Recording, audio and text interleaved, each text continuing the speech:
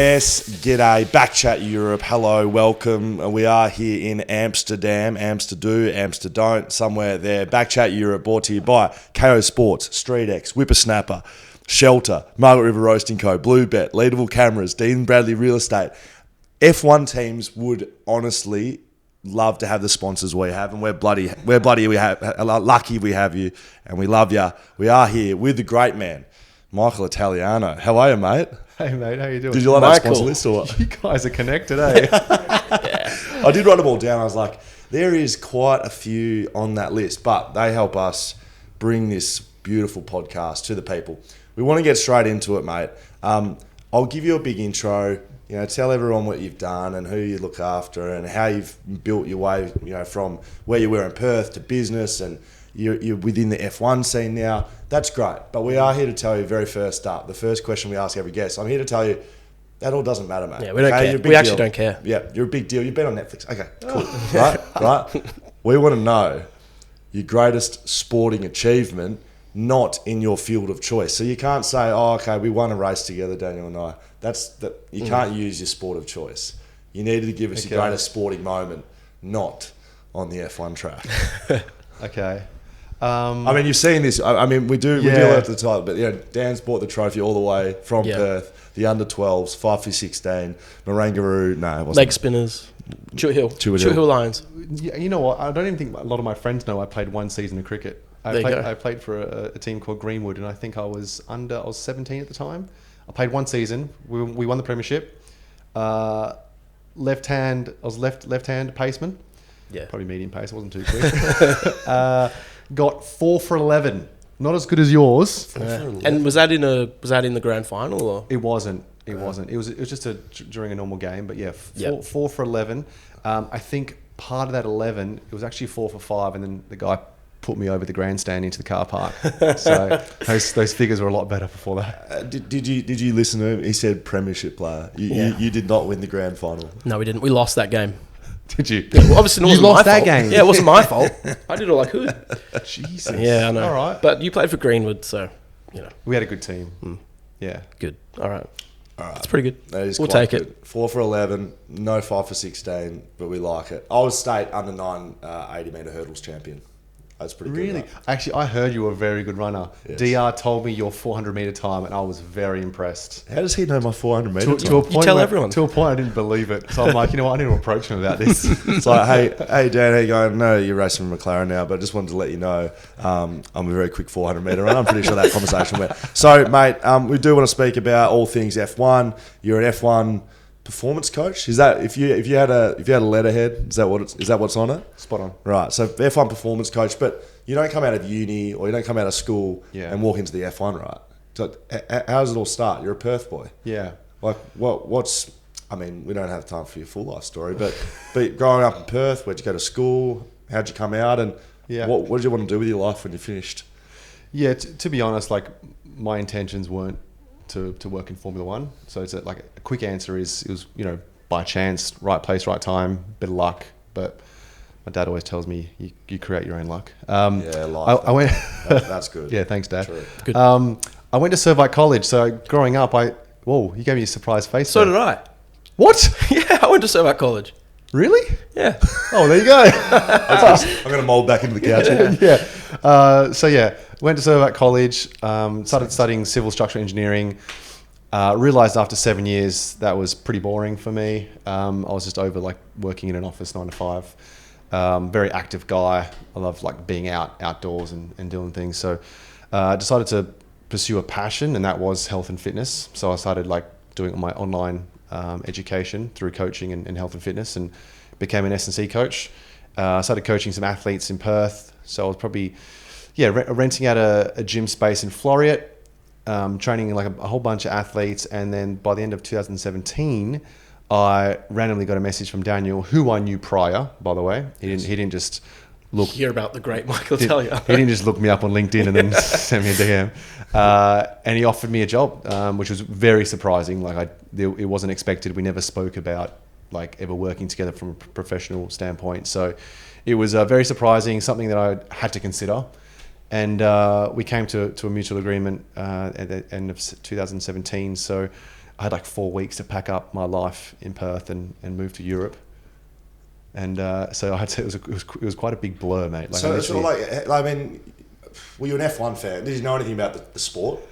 No. So all I knew is that Daniel was driving an F1. So I had like, it was pretty funny for like Christmas, because it was during Christmas time when I got officially the job. So for Christmas, you know, my girlfriend got me like the history of an F1 book, and my parents got me like another F1 book. So here I am, like going back to school essentially, trying to learn about motorsport, because I never trained a motorsport athlete before, and there's not much literature out there how to. So 2018 was a bit of a blur. There was a lot of catching up and like being a bit of a sponge and like absorbing everything, because in my head, how I thought I'd have to train him was just completely different to actually when I got stuck into the thick of things. And for me, I don't think you could ever prepare for that job. I literally walked into the paddock, race 1 in Melbourne, and it was just mayhem. Like, I didn't realise the capacity of how famous Australian F1. How famous Daniel was. It was the first year Netflix came on board, so we had double the amount of cameras. So I'm looking around, and Daniel could see I was quite stargazed by everything, and he's like, yeah, don't worry, it's not always like this, but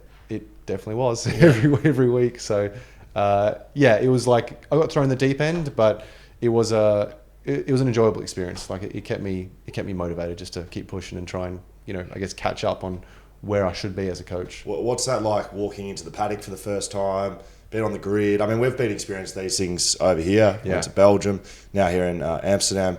Like, do you remember that stuff? Like the first of things, you know, the first race, or the first practice? 100%. I remember rocking up. We were with Red Bull at the time in 2018, so they were partnered with Aston Martin. So we had an Aston Martin, and you know, I've never really driven a sports car. So Daniel was like, "Yeah, cool. Can you drive me to the track?" I'm like, "Yeah, sure." And this is awesome. So I was definitely like responsible in the car. I don't trust Australian roads, so I was responsible to get into the track. And I remember just parking up, and no exaggeration, there's about 15 cameras just waiting. And like, for me, that's not normal. For Daniel, it is. So yeah, I do definitely recall that first weekend of just, I guess, trying to stay focused, because there was so many distractions to a point where like there's cameras in your face. Then we had like Netflix being like, "Hey man, can we like just stick a mic under your collar and you just wear it all day?" Yeah. And I'm like, man, I've had no media training. Like, it's my first time on a track. Like, and it was just, I got thrown real big time in the deep end. And like, to Daniel's credit, he was quite chill about it, and like he like helped me and guided me in like kind of like showed me the way a bit. And a lot of the Red Bull employees also helped me, because they could obviously see that I was a bit lost what's going on, and like, even like how the timetable works. Like, even like Daniel, from his preparation perspective, he had his set ways. Yes. So like I still had to like mold into that. Yep. So there was just so much to consider with so much going on.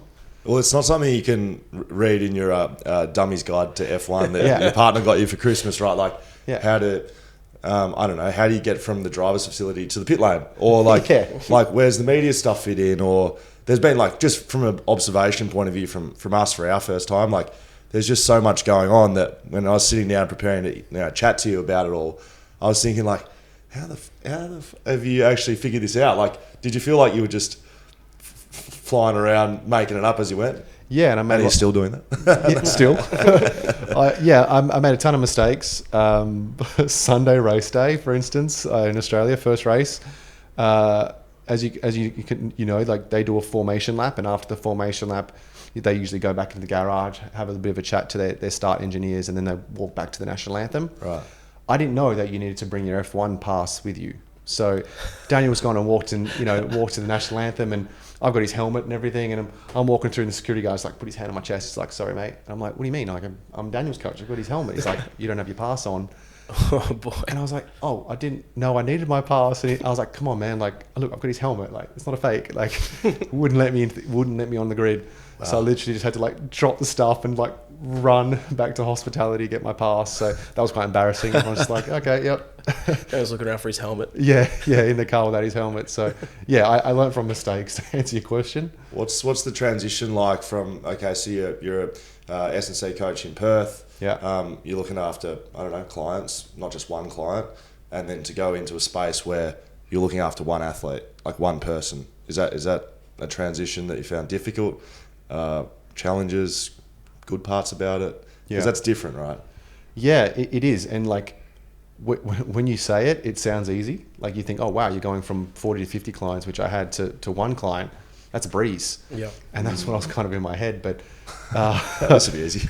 yeah, it's a hectic schedule. It's full on. But also, I also didn't anticipate how much spare time you'd have, because there's only so much you can do for someone within a an 8-hour day. You can train once or twice a day, 3 times if you're really good. Yeah. But then there's a lot of, I guess, downtime, and I guess that's where I kind of struggled, because I was always go, living off a high pace, long hours, and started to realize, oh, hang on a second, I've actually got more time here than I actually thought I would have. So it was a weird transition, something I had to get used to for sure. And then because you got so much spare time, you're like, geez, is there anything else I could do? Like, am I missing something? Like, because you're obviously it's that handover period of just trying to get used to that scope of work. So yeah, it was a bit of mind games at the start, but I seem to have it all covered now. So what about what you were training athletes back in Perth, is that right? And so was there any athlete that had any sort of similarities to the athlete of a driver that you could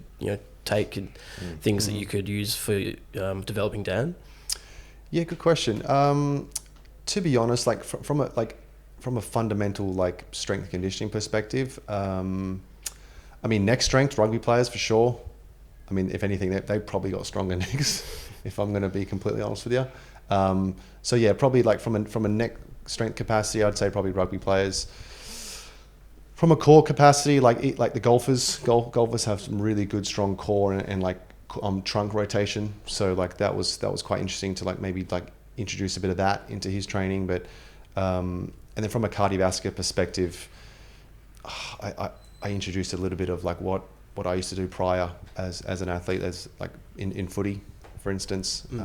So yeah, he doesn't have to, like, he's not hitting the football markers for sure. Like I think AFL are probably one of the most like conditioned athletes in the world, in my opinion. Like all round strength, endurance, all round, very impressive. Like from what I've seen and from my experience, like living in Europe now and seeing like different athletes, I start to respect them a lot more, which I always did for sure.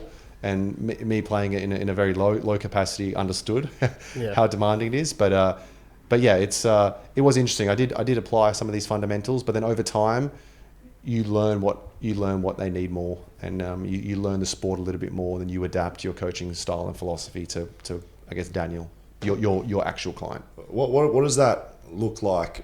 Not for Daniel, but just from like holistically, a training perspective. Like I remember the first time I met Daniel was at West Coast. Mm-hmm. Beat him in table tennis. It was a big match. Oh wow, he's good at table tennis. He beat me, but if you ever fucking tell him I won. But I met him because I was in injury rehab and it was a day off, and I was in there, rehabbing something, and I watched him work out in the gym, and it's not like AFL workouts. Like, can you explain to people like what's involved? Like what's the fitness element? What's the strength element? Like, what does it actually mean to be an F1 driver? Like, how do you train that? Yeah, so from a cardio perspective, their heart rate's probably varying from like 130 to 160 beats per minute. So it's and that's progressive over 2 hours, which is completely different to football, right? Like football is bursts of speed, like repetitive bursts of speed. So your heart rate is going up and down essentially. Like you're not just at a even level play fields when it comes to your cardio capacity. So yes, we would train different from a cardio perspective, and then also from a loading perspective, a lot more isometric stuff is what I do with Daniel. A lot of mobility stuff, because as you boys saw in Belgium, how tight the cockpit is. They're really like tight. They're squeezed in, rounded shoulders, rounded spine. So they're in this like very unconventional style of like posture, like for 2 hours, and they're just under isometric tension the entire time. So their body's quite jacked up. So there's one thing I know for Daniel, that he was just like, he just had no mobility whatsoever. Hip flexors, shoulders, pecs, wrists, forearms, just... Sounds like me, really. So yeah, a lot of mobility, but I think it also depends on the athlete, but for sure, like in the gym from a strength perspective, like his body wouldn't be able to handle the load or capacity as a footballer would, because I think the physical demand yes, it's there from a G-force perspective, but not from, I guess, an impact perspective like it would be for AFL. So you guys need to be a little bit more, I guess, stronger, more muscle density for sure. Where Daniel doesn't really need to have, he can't have a lot of lean muscle because he has to be at a specific weight. So I need to make sure I get that portion right. I remember I asked at the track about injuries. Yeah. It sounds like there'd be, like built up tension injuries, back and disc and all that sort of obvious stuff. But like, is there impact injuries? Like, like without crashing? Yeah, correct. Yeah. Yeah. No accidents, but like, wear and tear or... For sure. Yeah. Especially this year with the porpoising. Yeah, so the back's copping it big time just from, I guess, the repetitive, like, just vertical loading of just the porpoising. But, glutes and QLs a lot. That's where when that's your ass, for anyone listening. Glutes. Correct. So, the buttocks. Yes. Because when they're fighting with a car, the car has like a bit of vibration when you're driving, and usually that loading is through the hips and through like the posterior chain, especially braking. So like heavy braking circuits, Daniel will get super tight through like posterior chain, so calves, hamstring, glutes, and QLs. That's usually where it happens, and sometimes his neck, if his neck is getting really loaded, so like heavy G-force circuits like Saudi Arabia and Miami, they can, if you're not conditioned right, you can probably pull up pretty down sore the neck, and maybe if you're very unlucky, you could probably pop an upper rib or something like that. Does that mean you change your training based on the track coming up? Yeah, definitely, 100%, and that goes for everything. That goes from the altitude, whether we're in Mexico, or the climate. So coming up, for instance, is Singapore. So I've got programmed a 10 to 14 day heat acclimation training for him to make sure they can adapt to the heat and humidity. Wow. Yeah. I want to go back on the kind of the going from being a full-time PT back in Perth, 50 people, to managing one person, and that one person is your mate. Like you said, like you knew Daniel before you started working with him.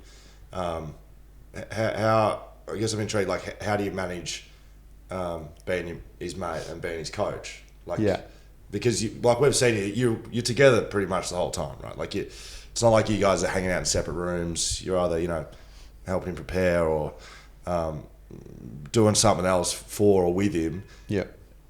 Do you have to put a special hat on? It's like, okay, now I'm a mate, or you guys got the understanding? And was that difficult before you figure that out?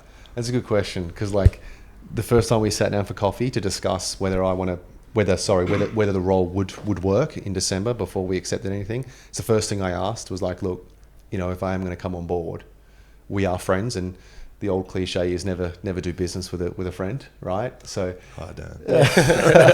Yeah, let's break the mold, guys. Right? So 2022, man. Yeah, exactly.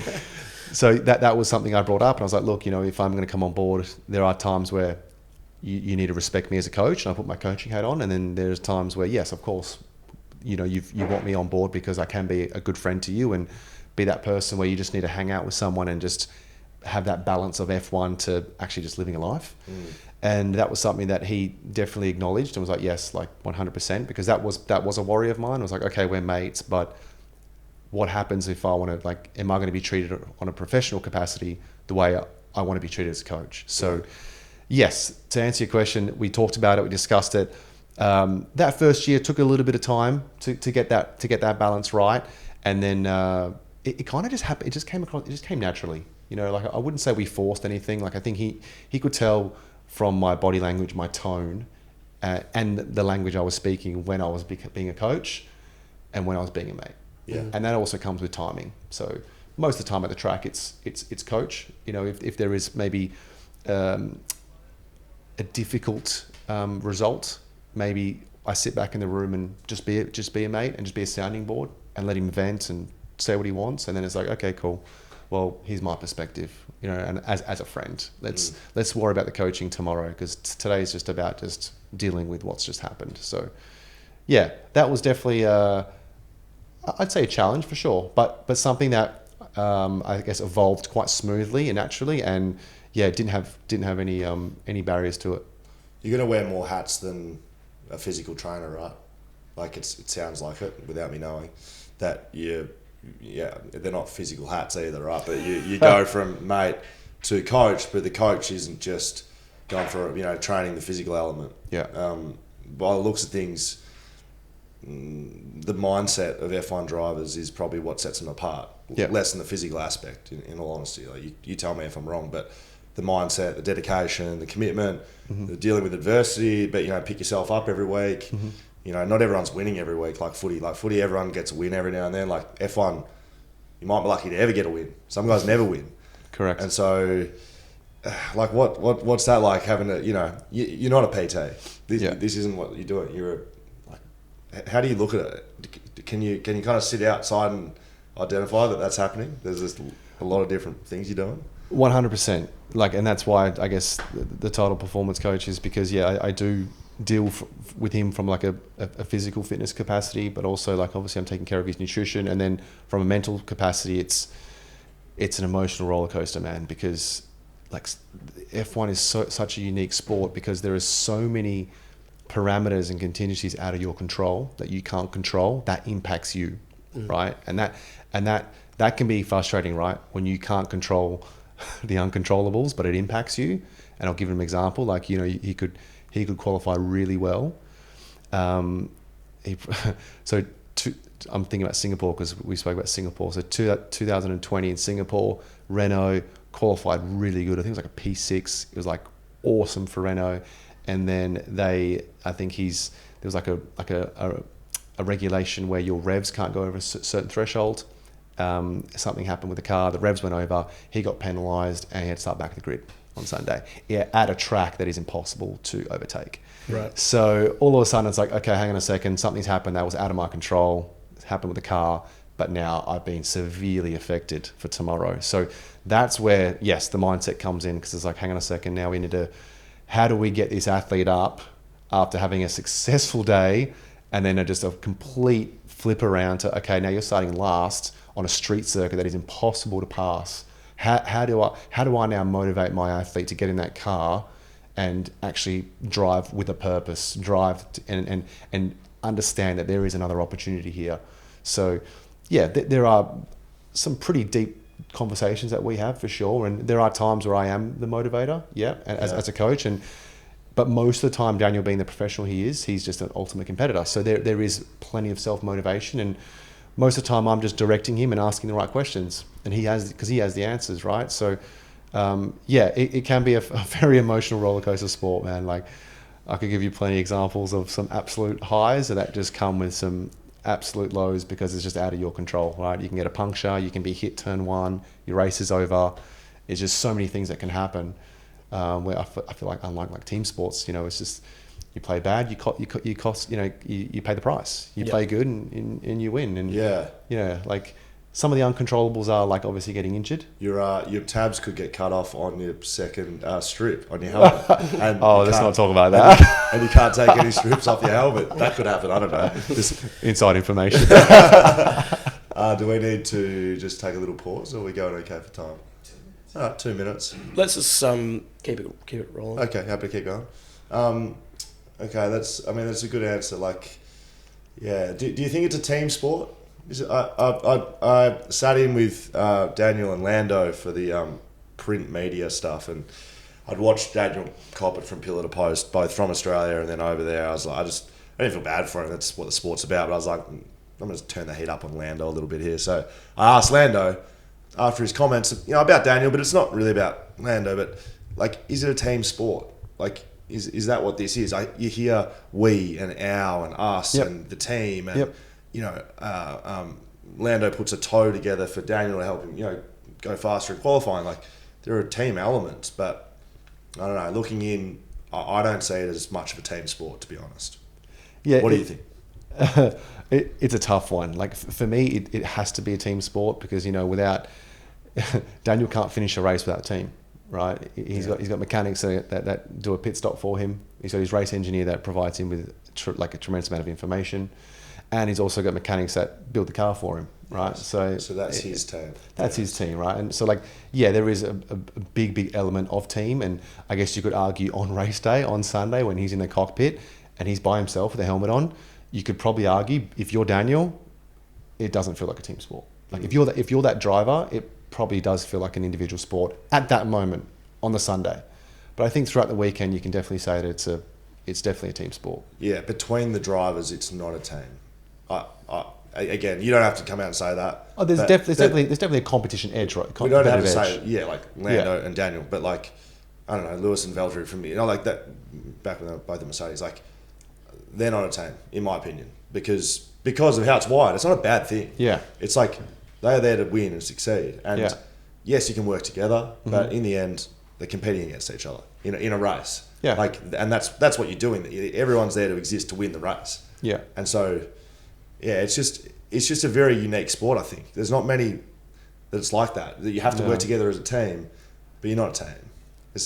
You have to work together as a team, but your teammate is also your gauge, right? Because you have the same car. There's just like... So he's the only guy you can really measure your performance of accurately. Yeah, that's which is why there is a competitive edge, like nature there between teammates, but there is also definitely an element of, okay, we need to work together now because we may be trying to get more points than, let's say, like this year, McLaren's fighting against Alpine for the 4th spot. Yes. So, there's a bit of tactical stuff going on there. I was like, hang on a second, let's just work together to make sure that we can beat the Alpines as such. Well, you must be sitting back having a few drinks back in the thing. Like, you guys shared the schedule, which was great. There's no gaps. Like, there's not a... It surprised me there wasn't even a, 30-minute rest. Like, go sit in your room and shut up. It's a coach's nightmare. Yeah. Yeah. It's like, it's an ongoing battle for me as a coach to try and weasel more time for Daniel to, like you say, rest, because there are marketing obligations, there are sponsor obligations from McLaren's side that they have to meet with partners and brands. Yes. So, yes, unfortunately, Daniel is in the middle of that. And he has to, do Paddock Club meet and greets, sponsor meet and greets, and it is crazy, mate. Like you said, like on a Sunday race day, I remember even just looking from the outside in, watching you boys, for example, rock up on game day at the stadium maybe 3 hours, 2.5 hours before, and you're just sitting there with your AirPods on and just getting a rub down, get yourself strapped up, have a bit of walk around, just chill, right? Where we get to the track at 10 a.m. We'll have breakfast, so I'm with him for about half an hour. Then I don't see him from that 10:30 till about 1:30. So he's away for 3 hours, an engineering meeting, strategy meeting, Paddock Club meet and greets, probably meeting some sponsors or whatnot. Sit down with media. Sit down with me, and then all of a sudden he's with me at 1:30, and we get 35 minutes to warm up, and then we're straight on the track. And also, so we were just at Spa, and I don't know if it's like this at every race, but it's quite a walk from the car to back to the I don't know, do you guys call them motorhomes? Because they're way better than we a just call it hospitality. Yeah. So you're getting stopped by fans constantly, and you can see when the drivers had enough and they just jog, because they're just getting, there's no way they could walk from one place to another without being stopped. Yeah. So there's also that. Is it every race that sort of walk where you're covered in fans? Yeah. Unfortunately, I say unfortunately, so it's great that the fans get to have that experience of being in the paddock, because the Paddock Club, the paddock tickets aren't cheap, right? So people are forking out a lot of money, so they want the ultimate experience, and I personally do believe they get the ultimate experience. It's literally amazing. Walking in a paddock with all the drivers, the access is insane. For Daniel to jump out of a car on the grid and have again, more people on the grid that have grid access. The grid's full of fans or VIPs that can interact with you before you're jumping in a car. It's almost like walking out on a footy field, and 10 minutes before bounce down, there's people just trying to get a photo with 100%. you. It can so easily distract you, right? Because you're trying to get in your flow state, you're trying to get into that competitive state that you've just it takes time to build into that, right?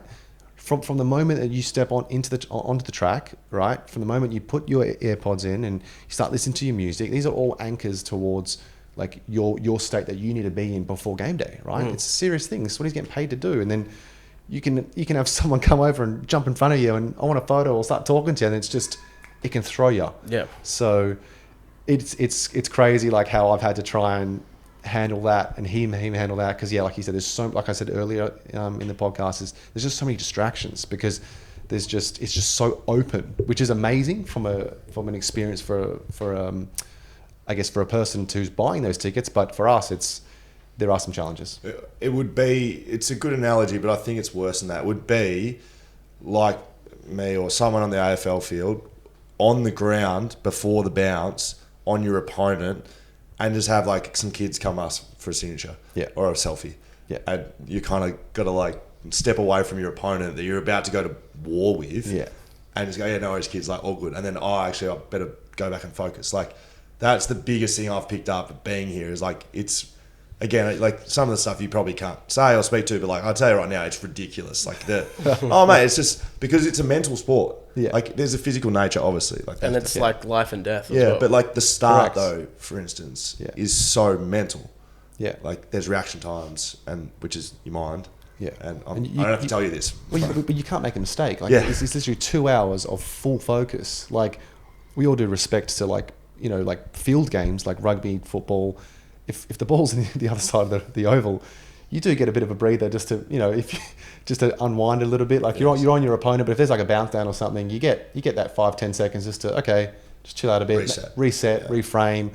Mate, you can't do that in a car. So like, as a coach, you want him to be fresh, sharp, ready to go off the start line, as you said. And being very, very honest, there's been races where he's just like, yeah, man, I'm tired, like before even a race, because it's like just done so much before a race, which is crazy. Like they ask so much of them, like from Thursday, you know, they're starting their media day on Thursday for a race on a Sunday. Yeah. And they're at the track 14 hours a day from Friday to Saturday, and then race day Sunday. They ask so much of these drivers, and then they ask them to perform at their absolute best for 2 hours with full focus. It's tough, and you know what? They nail it, so it makes it even more impressive. Yeah. Yep. Agreed. What about for you? The lifestyle, to travel, you know, the fame, the money. Like again, external observation. What is the lifestyle like for you? Not Daniel, not anyone. Yeah. Like, what's it like? Is it what you thought you'd signed up for? A lot more traveling than I thought, for sure. You're always on the road. You feel like a bit of a nomad, because you're always living out of a suitcase. First year I struggled, definitely, because I was a guy that was so set in my routine of waking up every morning at like 5 a.m., you know, 6 a.m. client, and then I was just so regimented with my calendar because I had to. Yes. Or else I just couldn't fit my clients in. So then all of a sudden you're just, you know, you're in Australia one week, then you're in Bahrain the next, and then you're in Shanghai. You're jet lagged. You got no routine of like every day's different of when you have to be at the track. So you're like, okay, when do I train? And sometimes you wake up and you want to train, and you put a barbell on your back, and it feels like 100 kilos, but you've only got 20 kilos. So you're like, okay, I'm fatigued. I probably shouldn't work out today. So that was a big struggle for me, and I got a little bit homesick, I reckon, after the third race, which I was a bit surprised about, because I was quite excited about this lifestyle, this experience. But then I realised, like, okay, I've been hit pretty quick with a new lifestyle, and it's taken me a while to adjust. But like anything in life, the more you do something, the more you find more efficient ways how it can work. And you know, for instance, like now we're in a triple header, and we get to come to Amsterdam for 3 days and just really enjoy it before a race. And little things like that, I think, is definitely a big perk of the job. But I always say, like, you know, you said, you know, money, fame, lifestyle, traveling everywhere. Like I do say, like, whatever looks amazing on the outside, there's always an equal bigger sacrifice behind it. Right. Yeah. And that you know, you probably could relate to that, as like, you know, people probably, a fan probably would look at you playing football and go, oh man, that's the dream, but they don't know your sacrifices that you've made to get to where you were.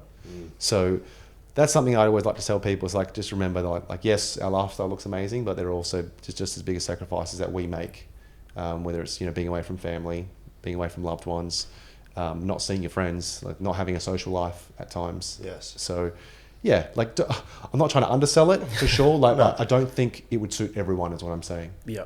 Yeah. How does with your life work with light jet lag and changing time zones constantly? So I struggled for like 2 days just flying over here to Europe, but you're doing it every like week, every second week almost. Yeah, so there's a lot to consider. Generally speaking, it takes 1 day to accustom to 1 hour time difference. So if you're going from Perth to here, I think it's 6 hour time difference. So it'll take you 6 days to fully adjust, essentially, right? So that's the golden rule. So in a perfect world, 3 days before you fly out, Dan, I would say, okay, we're going to adjust your clock, your sleeping clock, by 1 hour. And then the next day, another hour, and the next day another hour. So you're already adjusting your clock prior to landing in your new destination. Yeah, right. So that's a little technique that we'd use. Light exposure is a big one. So like, making sure that, tricking your circadian rhythm of when you want to be up and when you want to be asleep. Caffeine timing is another big one. Exercise timing, and then obviously your meals timing. So there's a lot to consider within the realm of jet lag. Yeah.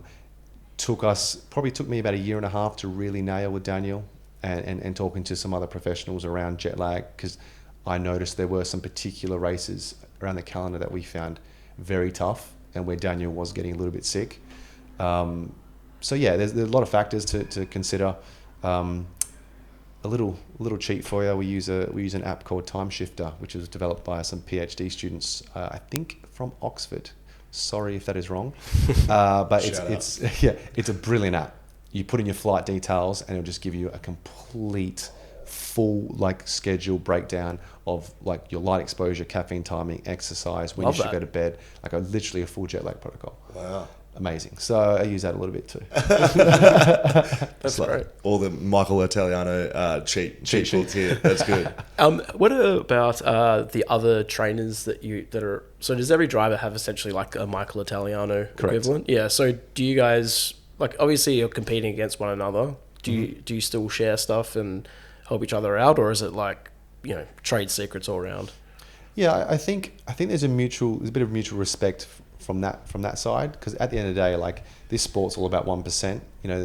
Teams are spending millions and millions of dollars to find 1/10, right? Yeah. And if we can find something as a coach to optimize our drivers' performance, it would probably be very very uneducated of us to share that with the entire paddock. So no, we don't discuss what we're doing with our drivers for sure, but we'll discuss our general training, our general interest, because at the end of the day, we all have the same passion, right? So I get along with everyone, all the coaches in the paddock. I have a very good relationship with all the coaches. Love talking to them. Most of the time, every time you're in a hotel gym, it's all the coaches in there. So have a nice little S&C party most of the time. So it's actually a pretty good vibe, and it is a quite nice tight community when if you have a good race, you do get nice DMs from them congratulating him, and vice versa.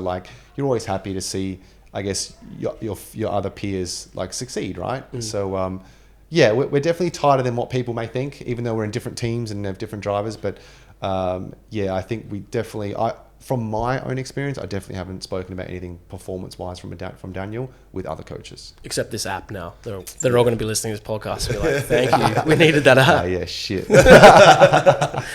What's winning a race like as a team? As I said, it's not a team sport, but you guys, what's that Dan's team. Man, it's so good, because one thing that I missed was I got, I'm going to say, forced into retirement, because I had to obviously go to this job in 2018, and that competitive edge in me, I was missing it. But honestly, I feel like I'm competing every race. Yes, I'm in the garage watching Daniel, but there's so much involved. There's so much involvement. I feel like I'm racing with him, and when he won, it honestly, I can only imagine what it felt like for him, because what the energy I had, it felt amazing. It literally felt like I won a Grand Prix. And it came earlier than expected. It literally was my third race, Shanghai. It was crazy. You were it's big chains around the net walking through the paddock. That's right. Yeah, everyone on here. Man, it was nuts. He come from P6 and he just overtook the entire field. He overtook 5 other cars. Wasn't expected, because at that time Ferrari and Mercedes were the most clear fast cars in 2018. So again, a blur, because I was hang on a second, I just my third race in, he's won a race. This is crazy. So, and then 2 races later, he wins Monaco. So literally my first 6 races, he won 2 races. And I guess that's where I look back now and probably realised I probably didn't appreciate the moment enough, because here I was okay, won 2 of the first 6 races. I think he was equal on top of the championship then with Lewis and Seb. Seb racing with Ferrari at the time. And I just thought it was just going to keep coming. Right, because I was this is just this. We had the car, we had the driver. Next thing you know, 3.5 years later, we celebrate Monza's win last year, 2021. So, looking back, it's something I'm what, I'll never take a win for granted, because, you said, a lot of things have to align in this sport to be successful. It's not about just being a good driver. So yeah, had some early success, and now I think over the time I've learned to really, really appreciate those moments. What happens? What happens when a driver wins the race? Is there a party? Like, Oh, or is look, it like? Yeah, no, I'm going to say depends. So for instance, I'll give you an example. So Shanghai, when he won, we had a flight that night back to London. So we're literally rushing out of the track straight to the airport, jumped on a plane, didn't even get time to celebrate, to a point where like he got out of his seat and like poured me a wine. And he's like cheers me on the flight, and he's like, good job. So that was that celebration. But then come Monaco, Monday we ripped it up at a beach bar all day, all night. So that was pretty special. That sounds like grand final type areas. We're at Monaco as well. Yeah, given where it is. Yep. Dan has a house there, had a house there, like kind of. Yeah, he lives there. Yeah. Right, and so it's like almost home away from home, beach club. I mean, that sounds pretty fun. Yeah, it's definitely for me like the most prestigious race to win, and you feel that when you're there. And my first Monaco, like I know I keep saying it's like a broken record, but I literally was on cloud 9. I was like, what is going on here? And not only that, like he poled, so he was in P1, and I never forget. I've literally walked on the grid with like my grid bag and his helmet, and I've just looked up, and it's like Tom Brady standing on our grid, Bella Hadid, and Dan Carter from the All Blacks. And I'm just like, all right, focus Michael, get his helmet's ready. And I'm like, but I want a picture. Is this unprofessional if I ask for a picture? Did you go up? No, I didn't. I felt really bad. I was like, I need to be professional here. So like, here I am trying to like get like a coaching speech ready for Daniel, like be calm. But then I've got like these superstars, like Tom Brady, like standing right on the grid. He's like, good luck, man. And I'm like, thanks. Thanks, Tom. Yeah, thanks, Tom. If he wins, I taught him everything he knows. Yeah. So I'm the only reason. Yeah. So that was very, I won't ever forget that memory for sure. Like being pole, with those guys, and just like the scenery and the way he nailed it was just, I could honestly say it was the perfect weekend. We've got about 10 minutes left for European BackChat shuts down because we're managing cameras here. So I want to ask you a couple more before we finish up. What's something people wouldn't know about what you do? What is something you can give insight to our BackChat listeners and watchers? Something that you think people wouldn't know? Maybe there's a lot of things, but about what you do. I think what people may not know is that it actually can be a very lonely life at times, for sure, because there is a lot of transit to and from airports, and then there's a lot of time where you're just in a hotel room by yourself, right? Especially if like Daniel's off doing some like marketing commitments or whatnot. Like there are times where you are by yourself a lot. So it can be a little bit of a lonely life at times. I think people like looking in, they obviously just see a Grand Prix and they just see like this busy, like hectic life, and it is, but in between it can be quite lonely at times. So making sure that like if you are considering doing something like this or trying to get into motorsport, I think it's worth understanding like having your own hobbies to make sure you keep yourself occupied when you are, I guess, like alone. What else? I'm gonna say. So I used to do Daniel's laundry a lot. Maybe people didn't know that. Yes, thank you. What do you mean? Because obviously every session he takes off his racing suit and it's just so smelly. And look, to his credit, most of the time he does put it in the laundry bag, but most of the time he just leaves it on the floor. So I have that amazing job of picking up the most sweaty racing. Just wet. It is literally just wet, and putting it in the laundry bag. And I'm like, yep, okay. Well, you putting it in the machine and. So Omo and in 2018 I did. I'm very lucky. In McLaren now I just put them in some bags and they sort it out for me. But yeah, so that's probably something that people didn't really know. That's unreal. Yeah, I was doing his laundry at times. What else? I think that's That's good. Those 2 points I think is enough. Yeah. What's this year been like? As we're coming over, sort of, it's been a Dan sort of. All been on this for a while, coming over to Europe, and then it's sort of getting closer. There's a lot of talk about this whole Piastri, Weber shit show, right? That's going on. What's this year been like inside the locker room, effectively? Like, for you, has it been difficult? Yeah, of course, right? Because the results don't add up to the effort that we're putting in, right? I think that's always going to be frustrating as an athlete, and the team around him is like. When you're putting in hard work and you're focused and you're focusing on the process and you're working on the stuff that matters and you are going down the right direction, and the results don't align, it can suck at times, right? Because that's technically what like that's sometimes like not all the time how you measure your performances for sure, but results is a big like factor in how you measure, I guess, your performance. We don't try and focus too much on results because I always say like results is like it comes with like the process. So just focus on the process and the results is like a precursor of that. So yeah, it has been difficult at times for sure. Like Daniel has high standards of himself, and so he should be. He's an amazing driver. He's super quick. And that's because he's built that over his racing career because he's had amazing results. He's talented. So, I always talk about like having that pressure is just like as a privilege to a point where it's like, okay, well, yeah, there's more pressure on Daniel because he's not performing. It's because people expect him to perform because he is good, right? He's friggin' good. So like take that pressure as a privilege because if you didn't have the pressure, it's not like what you have isn't worthy enough. Like, you know what I mean? So yeah, just a bit of different reinforcing and understanding that, okay, like sometimes in an athlete's career, you are going to have a bit of a roller coaster, right? And it's more so like how you respond to that really like will help you grow. And it's probably where your biggest growth comes from. Do you know what I mean? Like that real low point. So yeah, it's been disappointing, but it's also excited me because I'm like, okay, let's prove everyone wrong and get out of that and show them where Daniel's at because I've got full belief in the guy. Like the guy can drive, man. Well, that's what I was going to ask was like, there's a lot of people say, oh, he's lost his touch, he's broken man, and I do watch the coverage I'm no F1 expert. I think I'm maybe more of an expert in terms of like the mindset side of things and the athlete side of things. He made the comment in the press conference that it doesn't really see it as something that's difficult. Like if he wants to do it, he will. Yeah. If I want to do it, I will. Is that how you say it? Yeah. You probably listen to more media than me. To be honest, I don't read any media.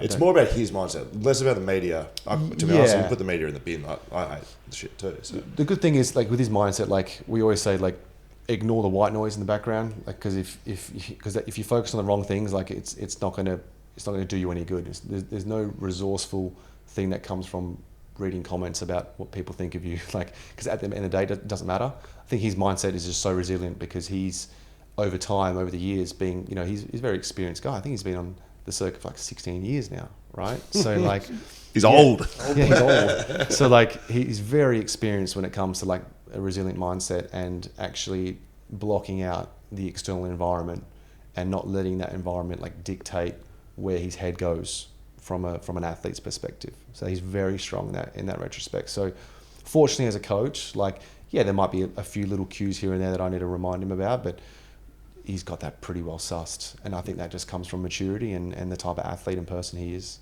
I want to get towards the end and talk about this, michaelitaliano.com. Hey. I mean, yeah, you speak about you've got time away when, by yourself. By the looks of it, you tell me about it, you've built something pretty special over there. Can you tell BackChat listeners about what you're doing with the, global online fitness platform effectively, with how you're running that and how that goes with coaching an F1 driver and you got a business on the side too? Yeah, and it kind of... If it's on the side, I don't know. No, it is, and you're right, and it kind of correlates with everything I've said in this podcast. Is like I had all this time on my hands, and I was like, you know what?